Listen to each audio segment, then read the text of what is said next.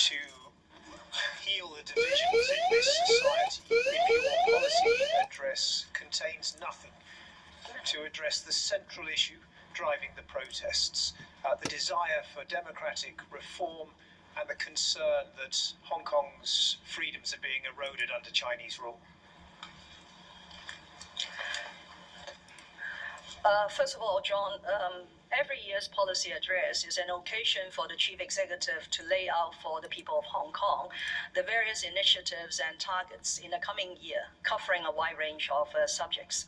I have admitted in my opening remarks that, of course, this single policy address could not address or resolve the problems in society, especially those reflected in the social unrest. You have mentioned two of these sources.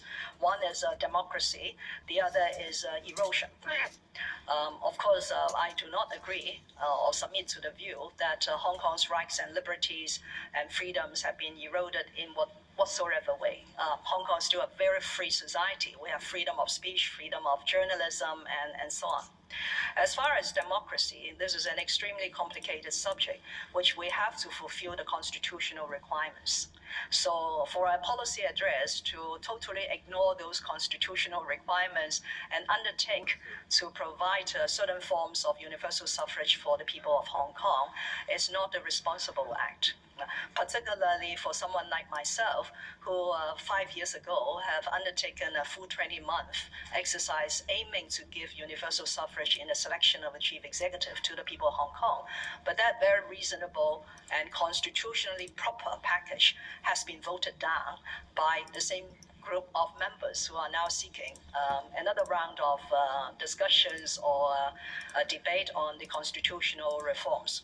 So yes, this policy address may not have all those political solutions, but I did offer, especially when the situation calms down a bit, that through dialogue, very sincere and open dialogue with various sectors in society, and also through the setting up of a committee to visit or to revisit the various underlying issues and tensions and conflicts in society to come up with a way forward on where we are going forward to. And I suppose any committee comprised of community leaders, academia, and experts in this field will have more to say on how we can take forward some of the issues that have caused anxiety in society in recent months. Thank you very much. 最近嗰啲香港自由已經完全啲人嘅出街自由都冇啦，講你都嘥鳩氣真係。唔該深圳維持住香港旗幟啦。林太，咁想問下你，今年施政報告咧，咁就聚焦呢個香港本港土地同民生嘅問題，但係對於呢個大灣區建設同埋香港扮演嗰啲角色咧，都唔係太多，特別係同上年個施政報告相比。廣東話都唔係好正。政府係點樣考慮？第二個問題就係咧，其實我哋睇到咧，澳門已經係開始研究呢個成立呢個證交所。咁香港而家嘅情勢之下咧，擔唔擔心香港嗰啲競爭力受到影響？唔該晒。第一個問題咧就我已經開宗明義講咧，今年嘅施政報告咧係聚焦處理土地房屋問題嚇，但係唔等於我哋唔關心其他嘅議題。咁所以希望大家睇呢份施政報告嘅時候咧，可以睇埋我哋今年提供嘅一份新文件施政報告嘅附篇。咁裏邊對於以往我哋提出嘅工作重點啦，無論係創新科技啊、一帶一路啊、粵港澳大灣區啊，以至到航運啊、物流、教育方方面面都有涵蓋。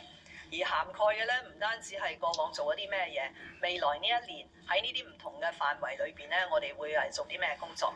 咁所以請你放心對於以往我哋承諾咗或者對香港前途發展係有利嘅工作，我哋會繼續做。而大灣區亦都係為香港帶嚟好多嘅機遇。喺個施政報告嘅內容裏邊咧，我有談及呢啲機遇，我亦都會係繼續同我嘅同事咧係掌握。無論係粵港澳大灣區或者一帶一路帶嚟嘅機遇咧，為香港嘅企業、專業人士，包括香港嘅青年人咧，提供更加多開拓佢哋嗰個事業嘅機會啦。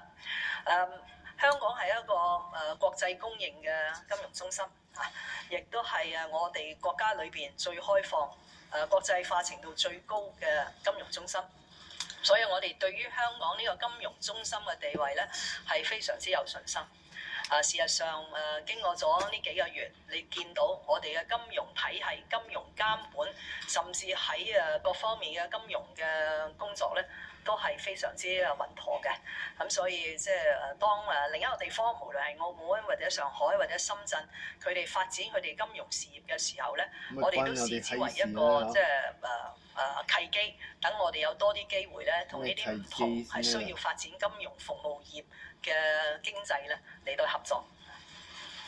下一條，前排呢位女記者。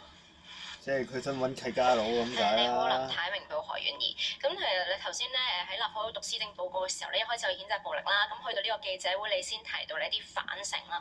咁其實即係政治問題、政治解決方案，係咪就係你頭先所講嗰4項行動就夠咧？咁其他嘢係咪唔會做咧？另外就係咧，今日明報呢一個民調啦，咁有50%人咧覺得而家嘅暴力衝突咧，政府要負最大嘅責任。你同唔同意咧？另外咧就係亦都有超過50%嘅人啦對警察咧係零信任啦，咁提到點樣可以平息社會風波，有70%人咧認為要重組警隊啦，你引咎辭職咧都係超過70%，落實雙普選咧超過80%，同埋成立獨立調查委員會咧亦都有85%。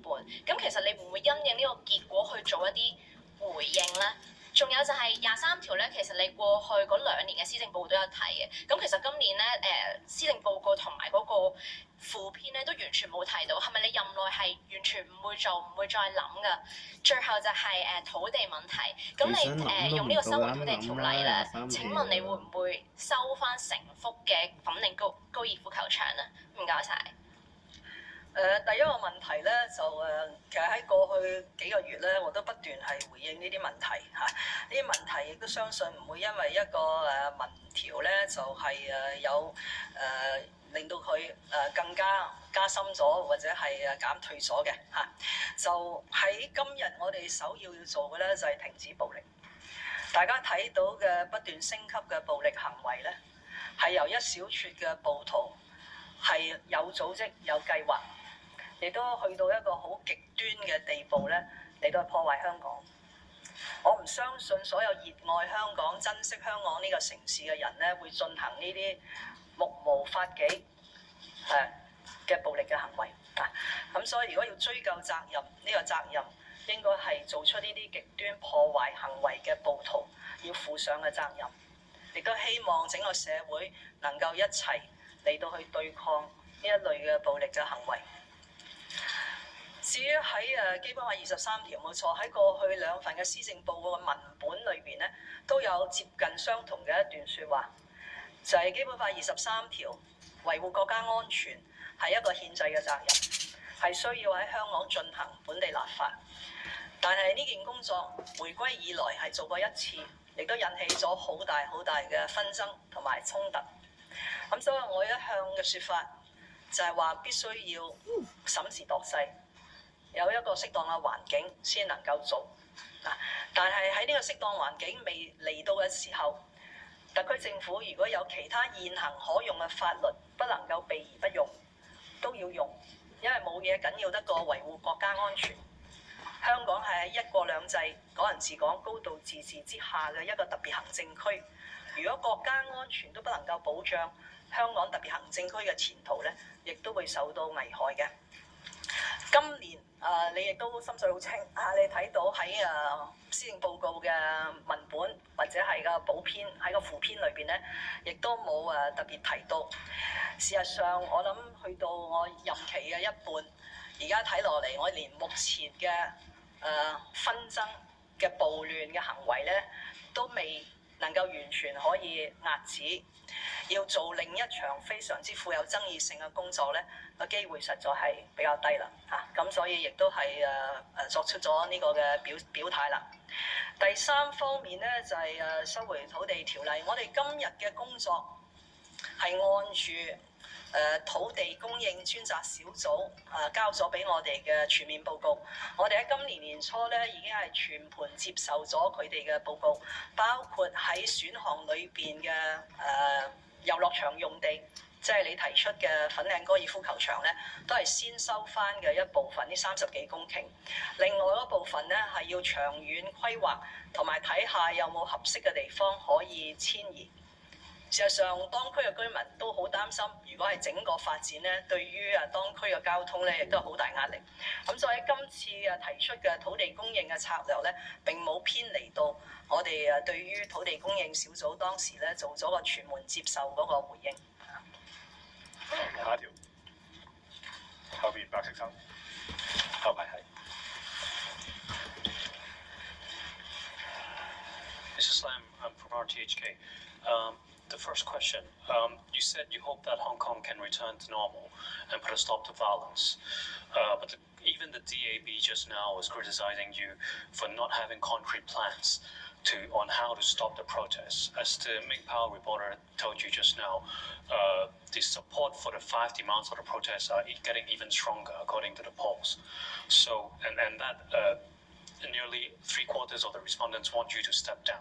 So, by not agreeing to the protesters' demands, do you think that you are the one stopping Hong Kong from returning to normal, or do you think turning a deaf ears to the protest is actually helping the to solve the problem?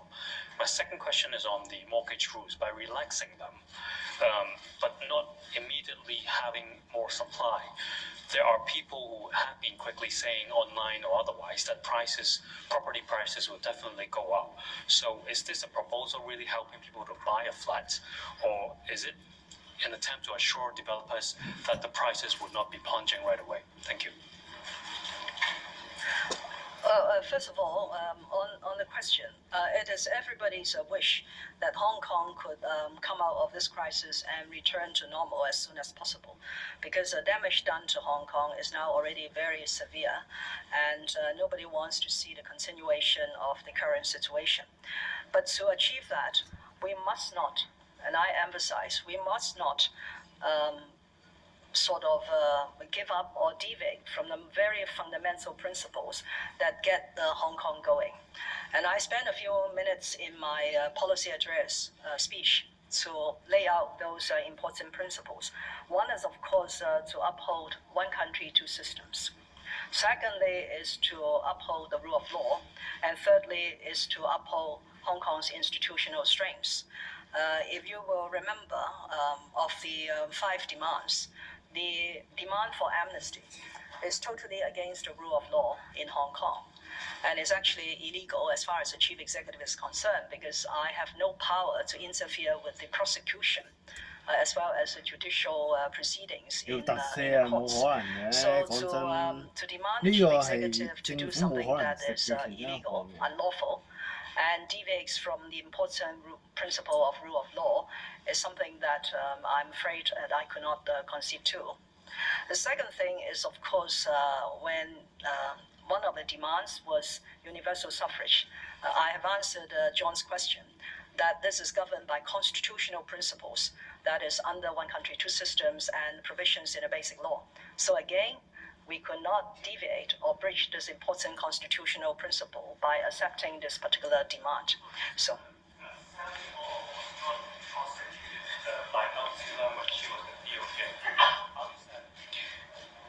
It's illegal as far as the chief executive is concerned, because under the basic law, the chief executive or the only person or the only department who could make a decision on prosecution is the Department of Justice. So you are putting me as a sort of a subject to agree to those demands, and that's what I am sharing with you.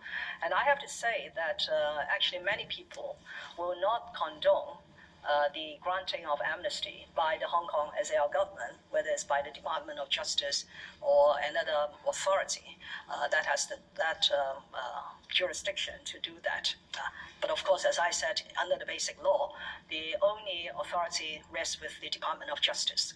As far as a question on the mortgage insurance, I have quoted in answering to another question the press release issued just by the Hong Kong Mortgage Corporation Insurance Limited.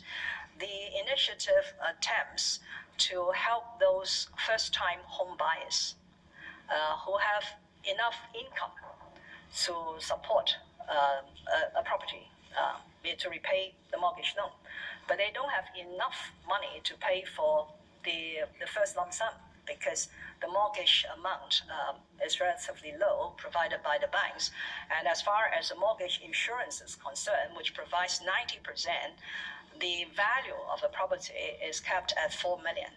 So we have heard a lot of grievances from professionals who are caught in that sort of situation. As a result, they have no alternative to buy a flat except turning to the first-hand market where the developer provides a second mortgage. So the objective of this relaxation is to enable this group of people who need to buy for their self-use. So it has to be a first-time home buyer. It is for their own use. Then they have this choice to get a higher level of, through the insurance, to get a high level of loan so that they could buy for their own use. So I don't feel that this is sort of pressurizing people to buy in a dropping market, and hence they will be caught in a difficult financial situation. At the end of the day, buying a flat, buying a property in Hong Kong is a pretty important decision. So I'm sure everyone will assess their own financial situation and come to a view. The government's role is really to provide choices, to provide facilitation so that they will have a better opportunity to exercise their decision to get themselves a home in a particular sort of situation. 下一條，第一排最遠為西裝嗰位男